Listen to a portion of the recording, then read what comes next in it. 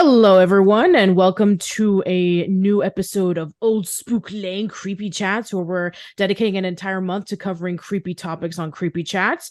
I want to thank you so much for tuning into Tim Burton Month, but this time around, we're going to be closing things off with a bonus podcast, and I have with me these three lovely guests who are covering, alongside with me, Scooby-Doo on Zombie Island in honor of his 25th anniversary. So why don't you guys introduce yourselves?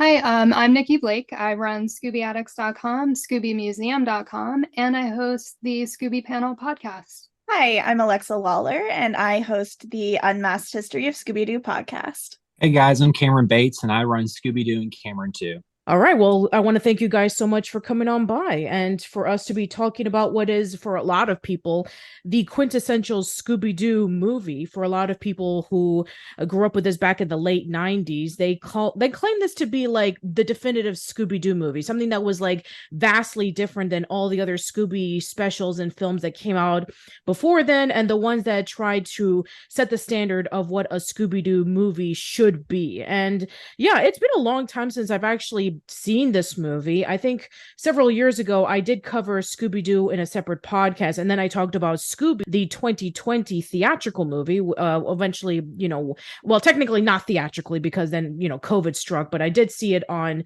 HBO Max. But since then, a lot of people still praise this movie as like the definitive Scooby-Doo movie. But right before we go into that, I want to know from you guys a little bit about your history on Scooby. So how did you first learn about either from the show or one of the specials or the movies? So I want to know your Scooby history. So for me, Nikki, I have been watching Scooby-Doo since I was a kid and wasn't born when Scooby started, although that would have been really cool. But I did watch episodes of Scooby-Doo, Where Are You?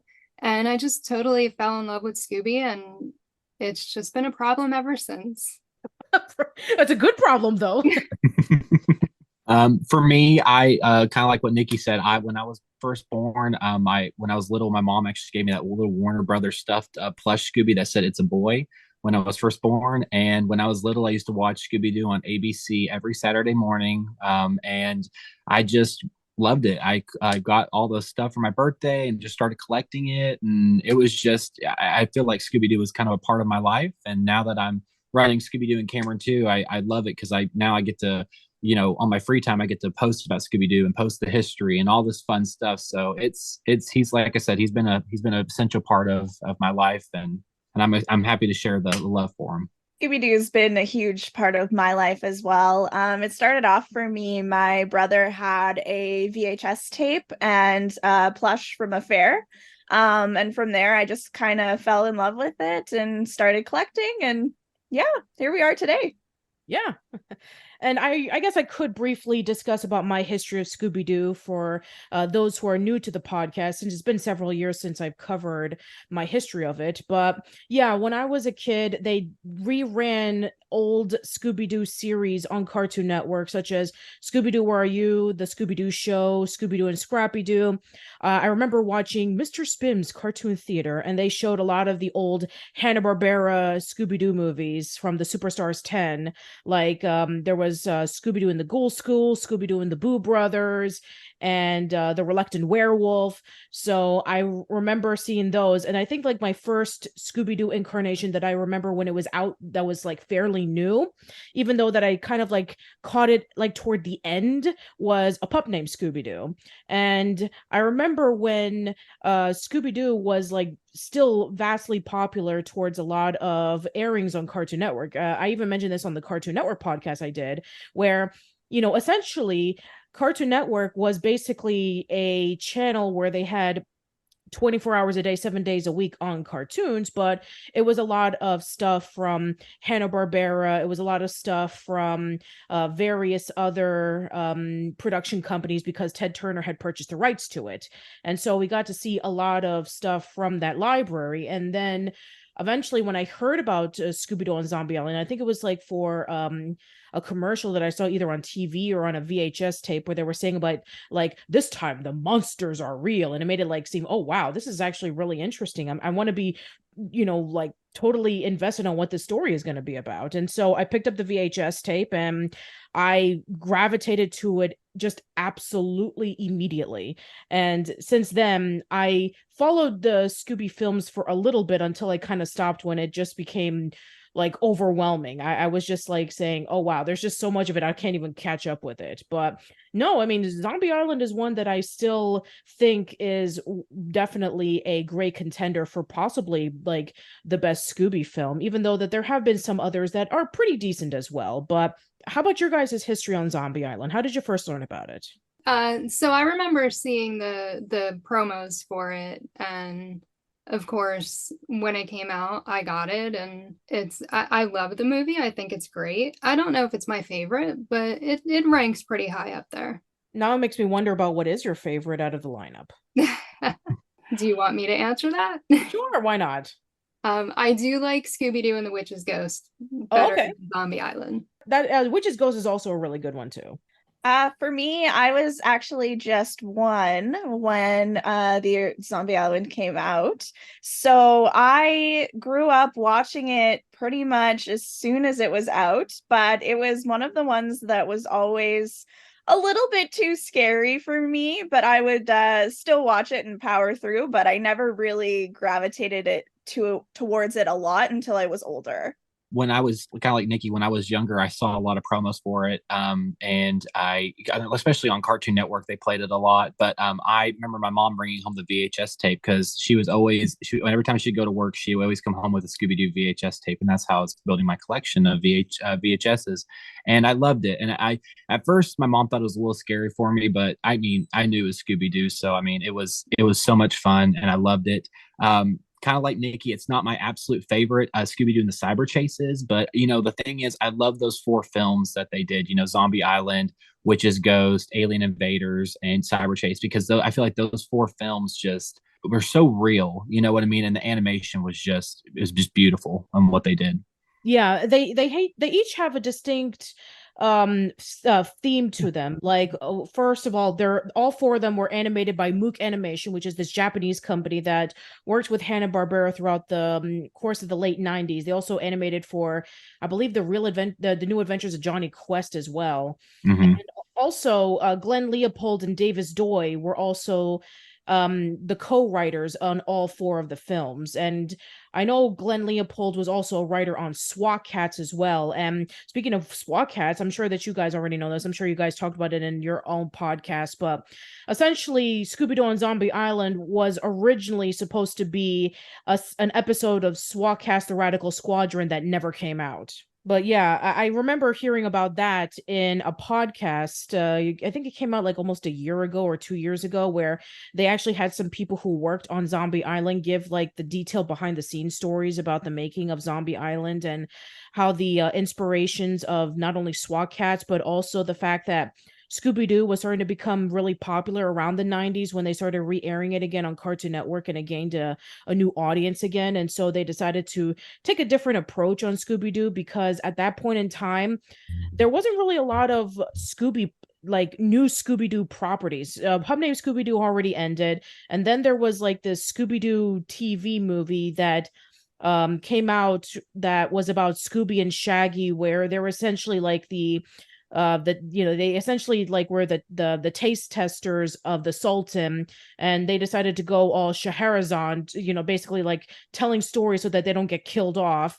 And that was pretty much it. I mean, other than like little sprinkles of cameos here and there, Scooby wasn't really that much on the mainstream as much. And yeah, go check out that podcast if you are interested in learning the behind the scenes stuff. But yeah, let's go into the movie, shall we? So yeah, one of the things that I really did enjoy about the movie was it essentially was I would say personally for me, it opens up like a great homage to the original Scooby-Doo, Where Are You? Where even if you're not even familiar with the 1960s series, it kind of like brings you in right away on who these characters are.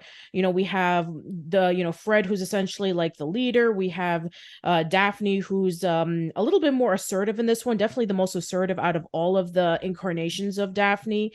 And then you have Velma, who's the smart one, and then Shaggy and Scooby are the lovable but timid companions. And they go around into different haunted locations, solving mysteries and capturing bad guys who are dressed up in disguises so that they can be able to either steal something or pull off a scheme. And I think that the introduction does a really good job of essentially capturing the essence of the original series, while at the same time bringing new audiences to those who probably have never even seen it before. Yeah, I agree with you. I love the intro too, because Scooby Doo with the moat monster chasing him around the castle. I just thought that was really cool. Nikki has a panel, the Scooby panel, and I remember one time speaking on there about how like Scooby Doo on Zombie Islands kind of balances the dark and light.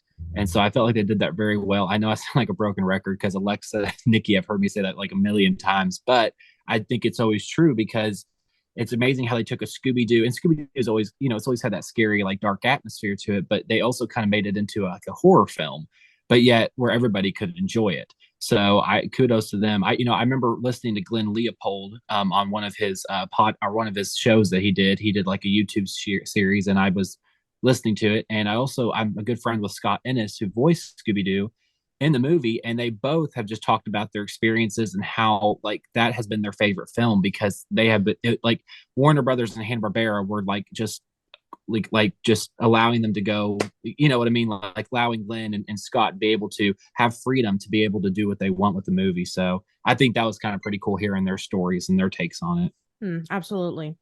And I think that the creative freedom that they were able to get is a commendable because like I said earlier, like Scooby was a property that hasn't been used in a very long time. So the fact that they were able to get the freedom to essentially do something completely different was actually really great. I mean, to be fair, the whole, this time the monsters are real and they're confronting real monsters. I mean, I'm sure that there were a lot of pedantic fans out there saying, "Oh, but no, that technically they did approach real monsters." You remember on, the Superstars 10 where they actually met up with real monsters and Boo Brothers, Ghoul School, and Reluctant Werewolf. Yeah, but again, those were played for more comedy and essentially not necessarily scary.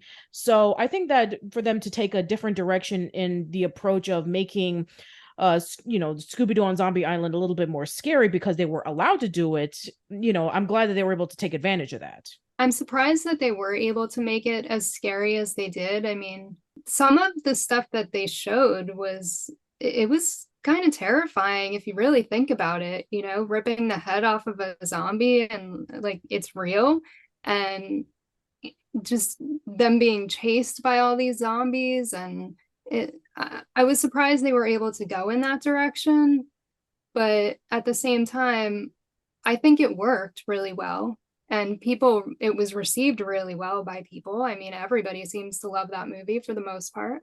Yeah, I do agree, especially with the fact that people were able to just see how much it was able to take dramatic risks in order for the franchise to stay alive. Now, I'm sure that, if they would have went back to basics, I'm sure it would have been fine. But the fact that it did take that risk, it was able to showcase that it had a lot to offer than just, playing it safe and just gravitating towards the, what the fans were expecting it, which, creative risks is always a major hurdle, especially if it's a property that is around for several decades. People expect things to be the same, or it's going to be jarring. But then at the same time, if you keep it the same, it's going to get stale. So you kind of have to have that balance. And Zombie Island does have that balance because, like you were saying earlier, it's also humorous at the same time being scary. It plays off like a really great horror movie in which it lets your guard down for just a little bit, getting back to basics, catching up with the gang after years of being separated and going off and doing their own things. And then when you get over to maybe like the second act in which they finally go over to Moonscar Island, you start putting the pieces together like a mystery, like you would expect to see in the original series. And then toward the third act, that's when it starts building up and saying, oh yeah, this is where the scary part begins. So yeah, it's building up that momentum until eventually you start getting into the parts where you're just like unexpectedly scared. It's like, oh wow, they really went there. It was nice too that they took it in a little bit more of an adult direction without making it inappropriate. Mm. Yeah, it inserts Kevin Smith scene from Jay and Silent Bob's Adventure. Yeah, I know what you're going with, because it's so easy to, essentially take, characters that we've seen as kids or teenagers and then make them grow up into adults, and then everything becomes like really serious and dramatic. I wouldn't expect to see them essentially as young adults, because even though that they don't look like it, and even though they don't sound like it, they're essentially teenagers. They're essentially like 15, 16, 17 years old, even though that they were the way that they were designed back then in the 60s. I mean, they were essentially teenagers. So the today's teenagers are a little bit more proportionately more younger, as it compared to how it was in the 60s. But in this incarnation, they are a little bit older. They have jobs, they have responsibilities, they split off and they went and did their own different things, which is actually pretty commendable. That's one of the things that I really enjoyed about Pepper Ann, in that spoiler alert for the last episode, where eventually her and her friends, who they spent together all the time after school or during school, they went off and they lived off their separate lives. And that's just how it is for real people. We would love to be with the friends that we been together with for so long, but time goes on where we get jobs that cater to us, and we have busy schedules, and we cannot dedicate ourselves to the people that we've grown accustomed to 24/7. That's, I mean, unless of course if you have all that time in the world, it's not realistic. So I'm glad that they were able to take that approach, and not only for in the movie that they took that approach, but also in the series itself, because I'm sure you guys can talk about this, but in the 80s, that was when they made the split of Velma, Daphne, and Fred, and focused on Scooby, Shaggy, and Scrappy-Doo. So with the exception of a pup named Scooby-Doo, this was the first time in over a decade in which we actually got to see the gang together. And I'm sure that that was like a great return to form for not only people who grew up with the original Scooby-Doo and didn't like the trio of Scooby, Shaggy, and Scrappy, but also in the context of the movie, where it's been a long time since they've solved mysteries together, is also a really nice reunion. For sure. I agree. And you know what, kind of like you were saying about how it was so popular when it came out. And I think that's kind of what you were saying about how it's been a while since we got the gang. And then it's like when these 4 adaptations of Scooby-Doo came around, it's like people were so excited that Scooby-Doo, in a sense, was kind of making a comeback, and people were getting more media. And then after that, then we started getting the live action movies, and then What's New Scooby-Doo, and so on and so forth. But yeah, I think that's why those 4 were so popular, because it was like, okay, Scooby-Doo's coming back. We're making these 4 films. They're fun. The animation's great, and the voice acting and the voice cast was just phenomenal. I think that especially in not having some Scooby media for quite a while, it was nice to breathe some fresh air into the franchise and go in a little bit different of a route. Obviously, like, some of my favorite shows are when the gang is all together. So it was always nice to see that reunion in Zombie Island. Especially the fact that they're reuniting for Daphne's birthday and to go around looking for real monsters together. But yeah, I don't know. Like, it's such an interesting kind of retrospective to look back at it now. Because with all the rules and regulations for children's animation, I don't think that you could necessarily get away with doing some of the same things now that they did back then with Zombie Island. Yeah, I really liked especially how they did the reunion in the beginning. Like they had parted ways and now they're coming back together. And it was kind of nice because it was like we didn't get Scooby for a while. And now we're getting this reunion. And it was a great transition into the actual movie. The fact that they kicked Scrappy to the curb was great. Okay, Oh well, my God. okay, well, I guess my question's been answered about are you team Scrappy or you're like, no, put Scrappy in the bleachers. I am definitely not team Scrappy. That's okay, neither am I. But no, I mean it was, yeah, you're right, because yeah, it was nice to see them go back to basics, because the fact that I mean, like, well, I'm sure that for a lot of these incarnations of Scooby-Doo, I mean, they're not like a continuations of them except for one, but we'll get to that later. But I mean, they're all standalone. Like, you can be able to watch any single one of these films and have kind of like a slight idea on what the premise is about, but each of the stories are completely different. And also, we finally get to have the opportunity to see the original gang as was featured back in 1969 when the first incarnation of Scooby-Doo started. And so I'm glad that they were able to bring it back, where they were able to not only bring back to basics what the fans have been wanting for a long time, but also do a little interesting twist to it, which I'm sure that a lot of people also give praises for. Yeah, I actually really was intrigued by the jobs that they were able to get shortly after they decided to split up.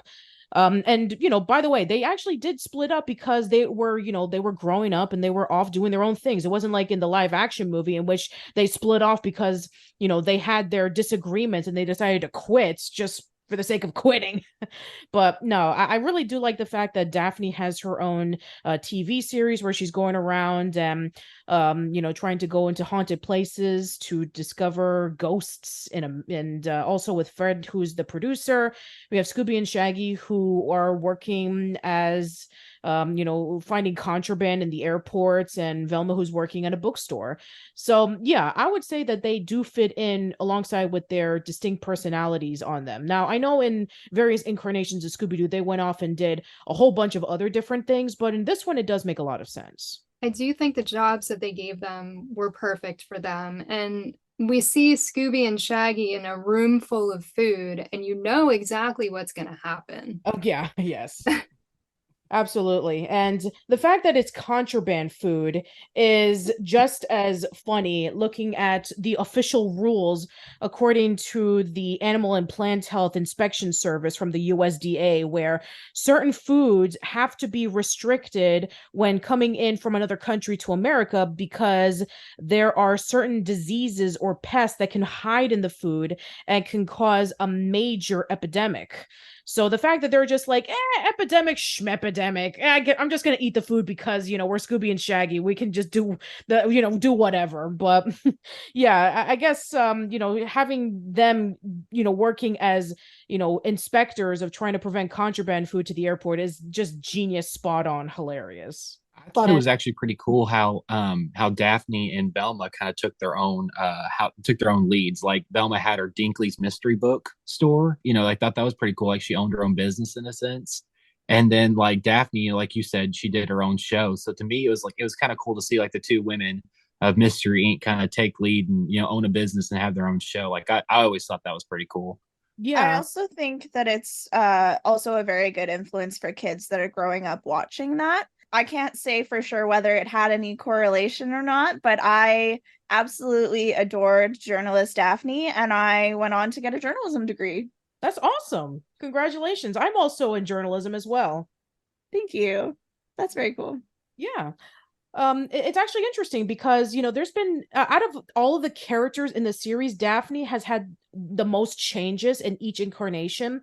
like we remember Danger Prone Daphne from the original 60s series, and then towards I would say the 80s when they had like the Scooby-Doo and Scrappy-Doo show is when, she became more assertive and more smarter ever since Velma left.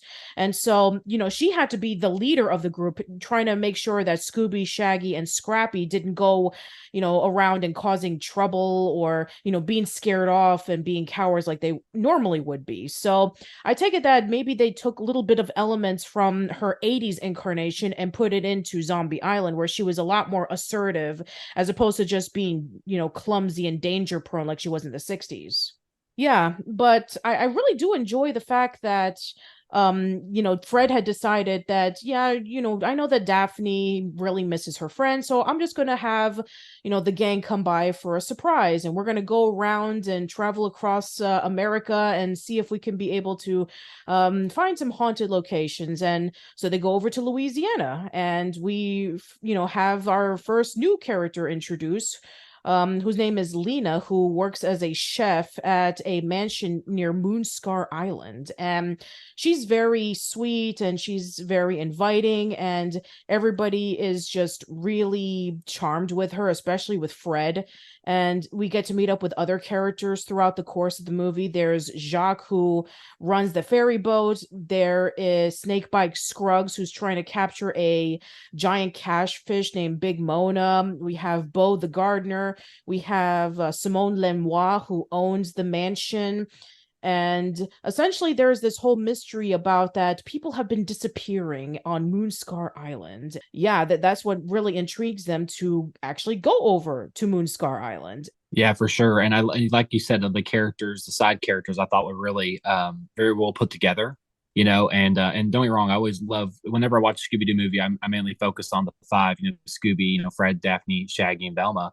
But yeah, I just thought they put a lot of work into Jacques and Simone and Lena and the whole nine yards. And just such a vast array of different personalities from these characters. I thought was really cool too. So for me, I think that Zombie Island really has some of the strongest side characters, in my opinion.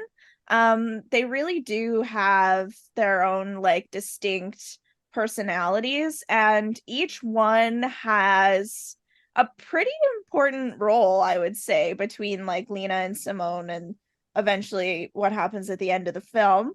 And also just Beau the gardener having a bigger role as well, and joining the gang and splitting off for clues with like Velma and things like that. But yeah, I love them all, and like each one has resonated with me at some point in my life.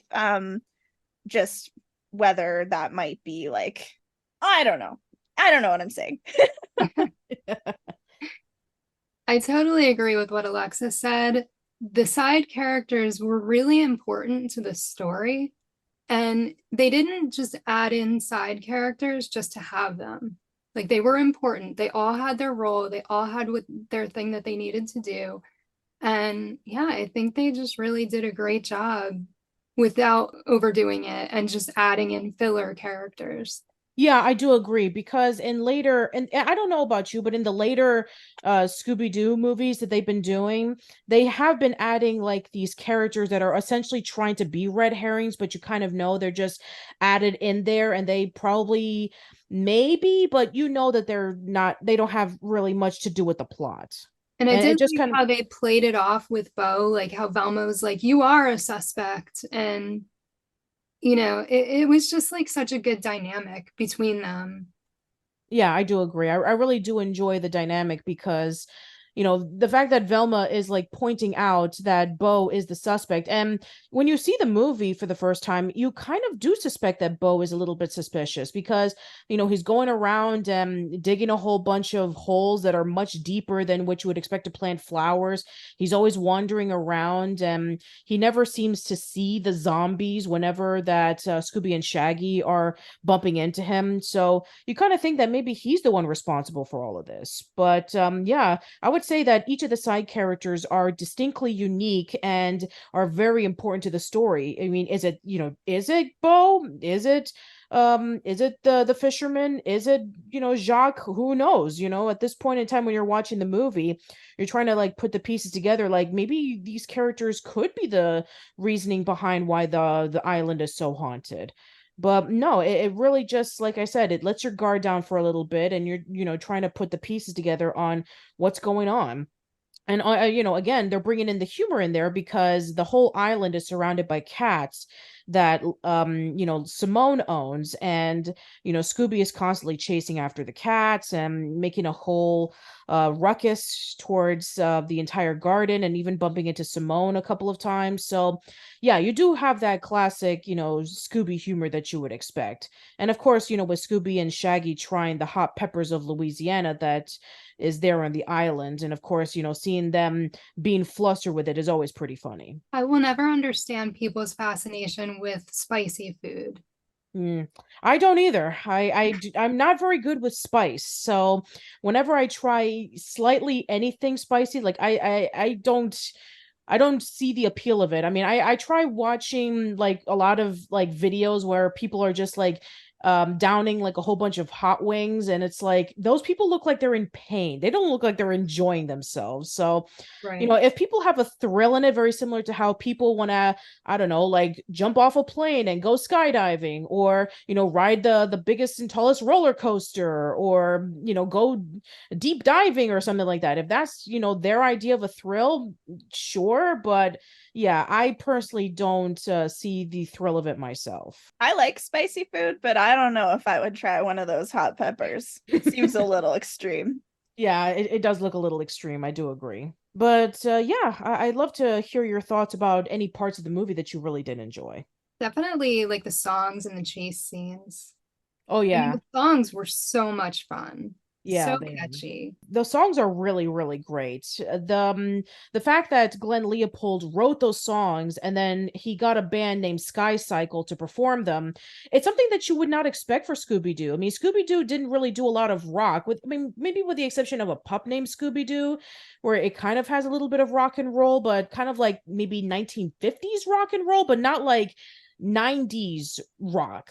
So it was definitely something a little bit different for Scooby-Doo, where usually their chase scenes would be like fitting into the time period where, in the 1960s songs, you did have like a lot of, pop music. And then, Pup Named Scooby-Doo had a lot of like 50s rock because, it was like akin to like a lot of the, it was trying to be like a kid version of Scooby-Doo, so I guess taking place around that time period, it would like try to reflect on it. But yeah, this is something that was different for Scooby-Doo, and surprisingly it works. It was able to not only capture the catchiness that you would expect to hear in good music, but also the lyrics fit well with what's going on in the scene of the movie. I always say this, that whenever that animated movies do music, they have to either do one of three things. They either have to progress the story, they have to build up characters, or they have to showcase on what's going to happen next throughout the course of the movie, or kind of like be the ones to tell us the story. So, I've seen a lot of discussions on why the music is so good, and that's a lot of people's explanation as to why, and I do agree with it.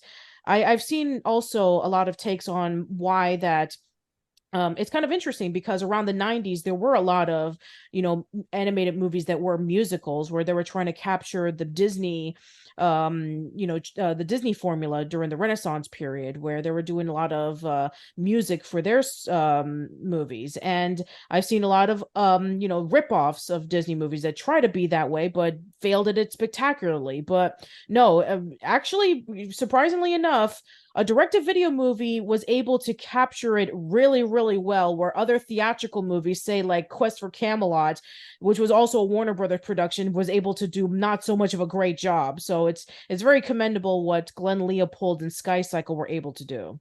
Yeah, the music in Zombie Island is up there for me as some of my all-time favorite music in Scooby-Doo. And they did go ahead to kind of use some of that kind of rock, kind of punk rock style in What's New Scooby-Doo as well, with obviously Simple Plan doing that theme song. And then they had some like MXPX songs in some episodes. Less Than Jake had a song in an episode. So I like to say that Scooby-Doo shaped my music taste. I like that. I really do. I would say that TV shows can shape your taste in music. I mean, some people say, oh, the radio, or, teen magazines or something like that, or maybe like movies, depending on which one. But yeah, I would say that media like that I would say is great of, introducing eclectic music that you would not ordinarily listen to.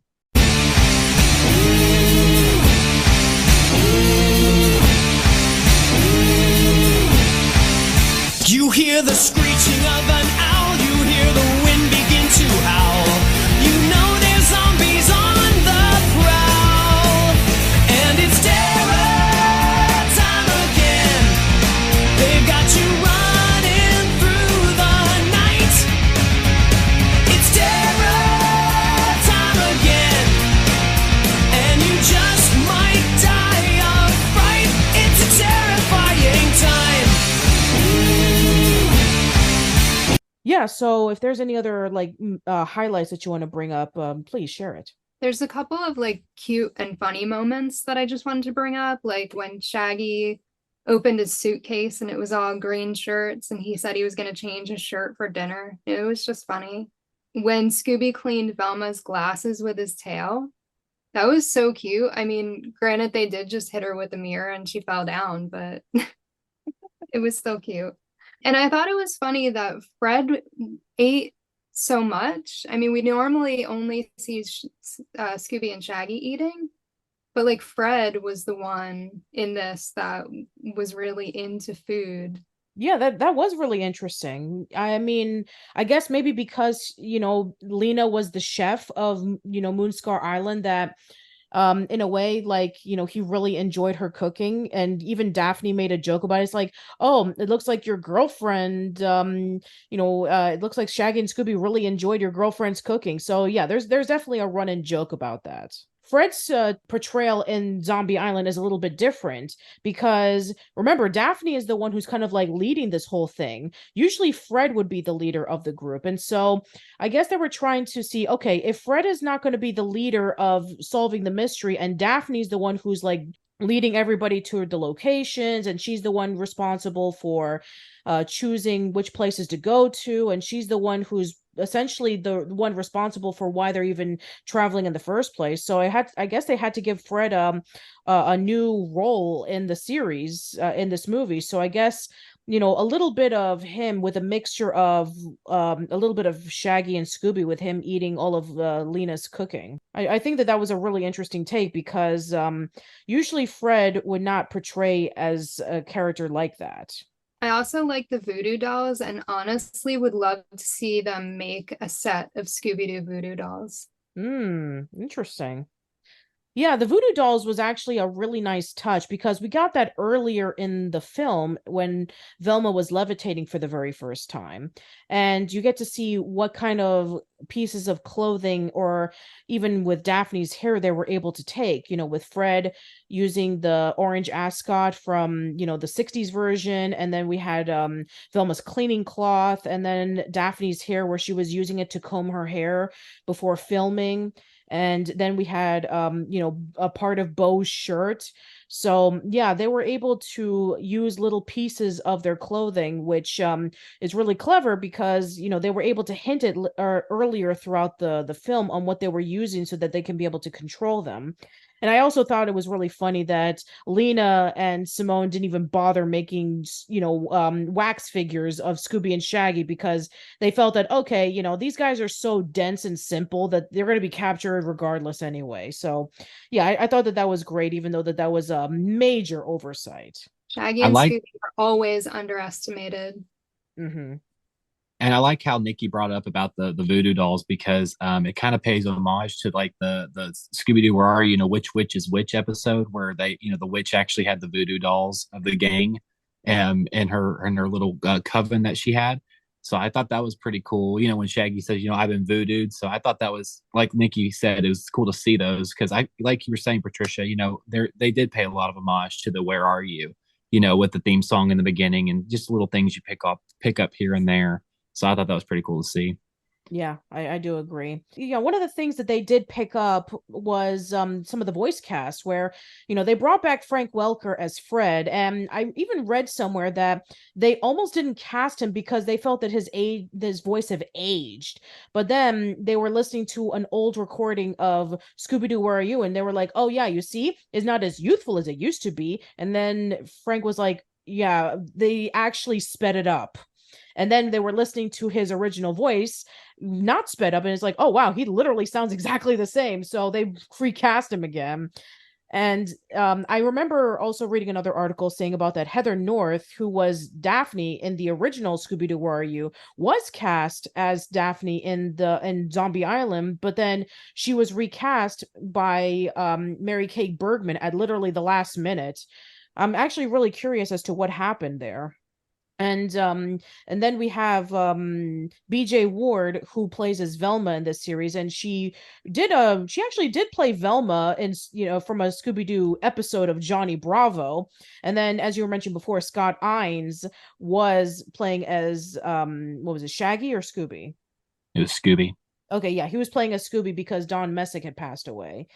And then Billy West played as Shaggy. It's actually always funny to me that the reason why Casey Kasem didn't want to be Shaggy in Zombie Island was because Shaggy was eating meat.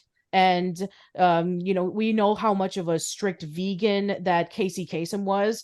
But I always point out, yeah, but Billy West is also a vegan and he wasn't offended by it. So just makes you wonder. There's yeah, a really good interview that I think it was a vegan magazine did with Casey Kasem, and he goes into detail in there why he will not go against his beliefs in order to do any type of voiceover work or acting or anything. And it really puts into perspective why he chose to do that.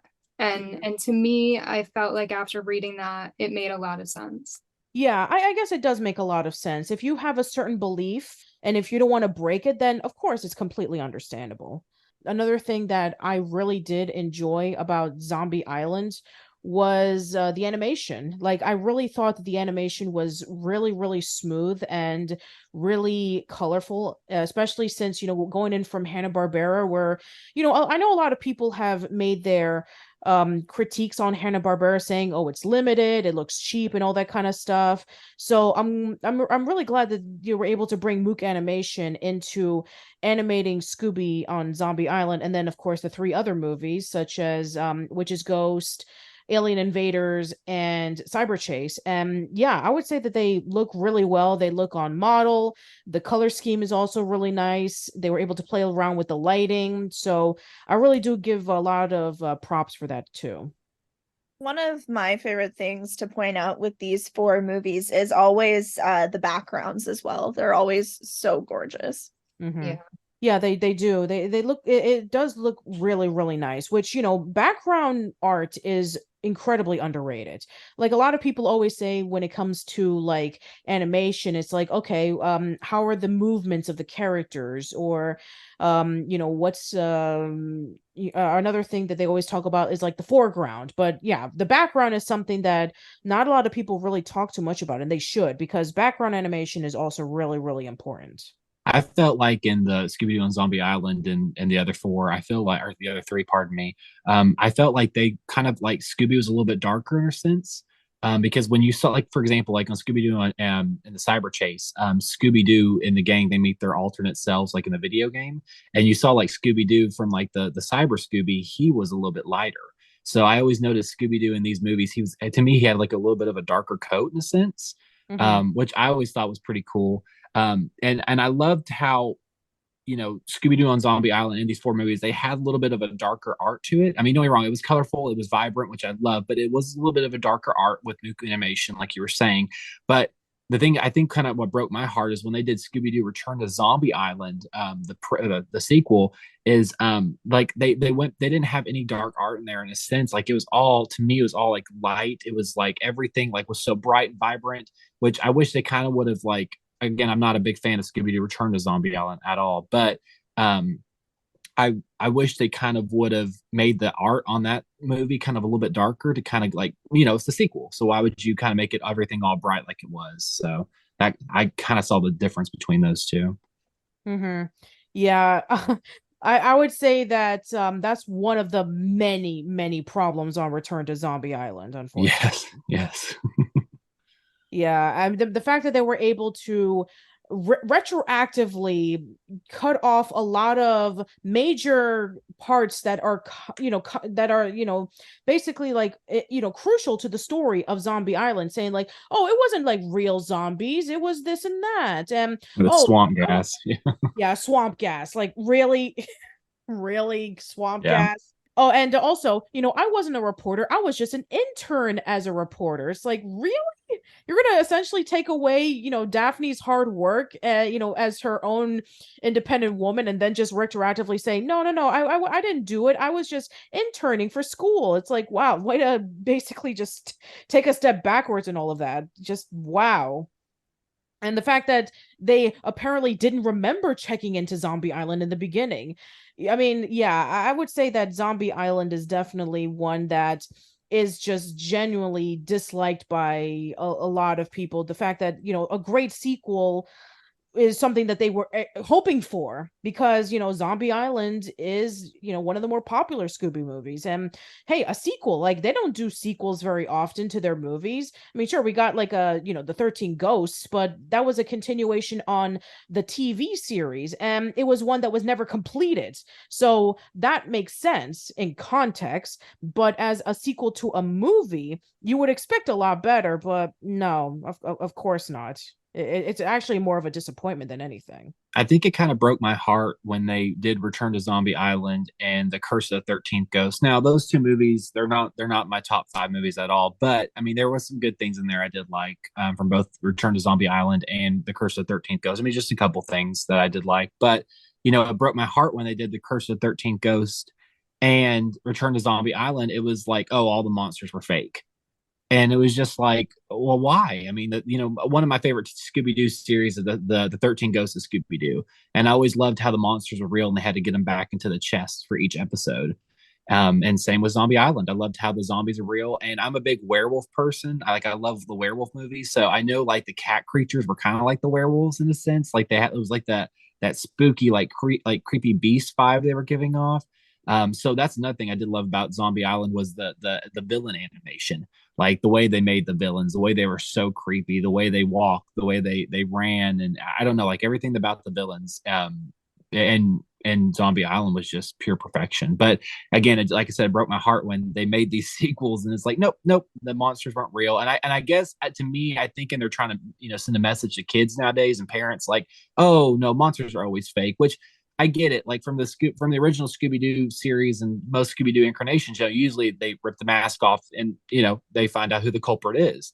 But again, like I said, the series and the movie, and I kind of like the monsters are real. I kind of thought that was a fresh, like Alexis said from the very beginning, it was kind of a fresh breath of air. You know what I mean? It was so. But again, like it kind of broke my heart that they they made them where it's like, oh, the monsters aren't real. It's like, really, you're really going to derive from the story? Okay.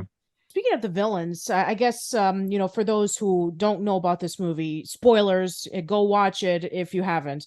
But yeah, it turns out that Simone and Lena were the villains of the movie, and they're cat creatures. And their story is genuinely heartbreaking, and you kind of sympathize with them, which is again something you don't really see as in a villain on Scooby-Doo, because usually they're always the bad guys. It's like, oh, this person stole the diamond necklace. Oh, this person was the one who stole all this money. This person wanted to scare people away so that they can be able to keep this thing for all themselves. And so, yeah, they were just like the villains. They're the bad guys. They went off to jail. The end. But no, they decided to actually give character into these villains, which was actually, again, very refreshing. Like, wow, we actually get to see the backstories on these villains, on why they were bad in the first place. And It turned out that the pirates, led by Morgan Moonscar, actually kicked them out of the island that they called home and drove most of their friends and their family into the bayou. And they were eaten by alligators. And so they wanted to get revenge. They were praying to their cat gods. They got turned into cat creatures and they were cursed. And they have to, in order for them to stay alive, they have to, suck the life out of the victims so that they can be able to stay immortal. And yeah, that stuff is absolutely horrendous and horrible, but at the same time it's like, yeah, I can kind of see where you're coming from, where you're trying to take revenge on these pirates who essentially ruined your life. Oh, The for sure. animation when they would turn into the zombies or turn into the cat creatures, and then again later when they basically like dissolved, the animation on that was amazing. Also, I think the villain twist as well. The one of the quotes that sticks in my brain among the many Scooby-Doo quotes that live in there is when they reveal that the zombies are in fact the good guys. Like they were the ones that were unfortunately victim to the cat creatures, and just the reveal of Lena and Simone as being in their cat form is one of like probably one of the iconic images from Scooby-Doo as well. Yeah, so I would have to say that overall, I think that this movie is really, really great. Now, whether you count this as like your favorite Scooby-Doo movie or so, I'm sure that there are a lot of factors to it, but I would say that this is like around maybe like my top 5 or my top 3, depending on what mood I'm in.